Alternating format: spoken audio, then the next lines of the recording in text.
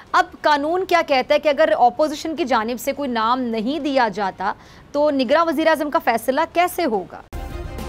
Subscribe करें और bell दबाएं ताकि कोई खबर रह न जाए। अच्छा चौधरी साहब, बुरी हुकूमत की बात अगर करें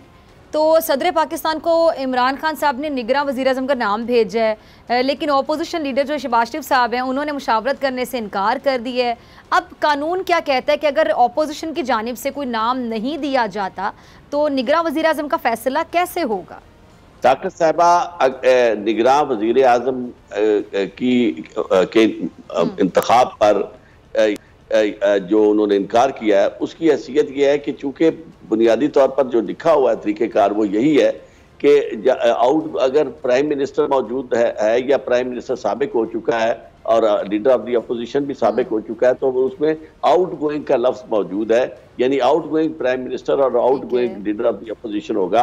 और उनकी आपस में मुशावरत के लिए लिखेगा प्रेसिडेंट। और अगर उनकी मुशावरत नहीं हो सकती तो उसके ये 3 दिन के अंदर ये अमल मुकम्मल होना है। उसके फिर 3 दिन के बाद ये मामला जो है वो पार्लिमानी कमेटी के पास चला जाएगा और 3 दिन के अंदर वहाँ फैसला नहीं होता तो फिर ये इलेक्शन कमीशन के पास चला जाएगा इंतखाब का मामला केयर टेकर प्राइम मिनिस्टर का।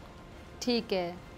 ठीक है। अच्छा चौधरी साहब, आजकल मुल्क में ये एमरजेंसी की बात हो रही है, अगर हालात ऐसे ही रहते हैं, ऑपोजिशन और तहरीक इंसाफ में कशीदगी बढ़ती गई और अगर अदालती फैसले को किसी पार्टी ने कबूल नहीं किया तो क्या मुल्क में एमरजेंसी लग सकती है? कानून क्या कहता है? देखिए, मैं आपको एक अर्ज करूँ कि कानून तो जाहिर है कि जब डिसफंक्शनल हो जाए कॉन्स्टिट्यूशनल मशीनरी तो फिर क्या होता है,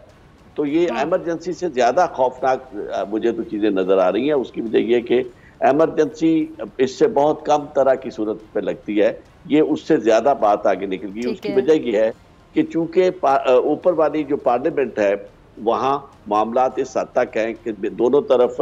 चीज़ें बहुत पॉइंट ऑफ नो रिटर्न पे पहुँच चुकी हैं। अपोजिशन बिल्कुल ये नहीं कबूल करने के लिए तैयार कि वो मौजूदा सूरत हाल में वो ये मौका दे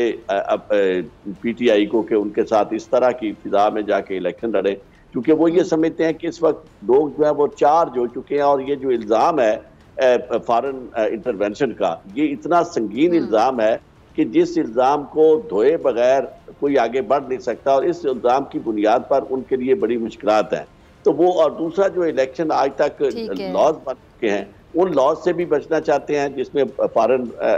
जो एक्सपैट्रिएट्स हैं उनका वोट शामिल है और EVM का इस्तेमाल है वोटिंग मशीन का। तो इसलिए उनकी पूरी कोशिश ये है कि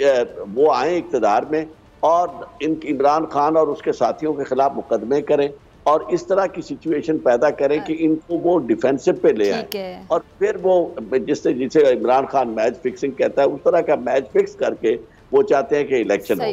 दूसरी तरफ इमरान खान साहब जो कुछ कर चुके हैं वो इतना आगे बढ़ चुका है काम कि अब मैं समझता हूँ कि हालात पाकिस्तान के हर लिहाज से मैं यानी मुझे लगता है कि चीज़ें बिल्कुल उस तरफ जा रही हैं जिसका हमेशा खतरा होता है।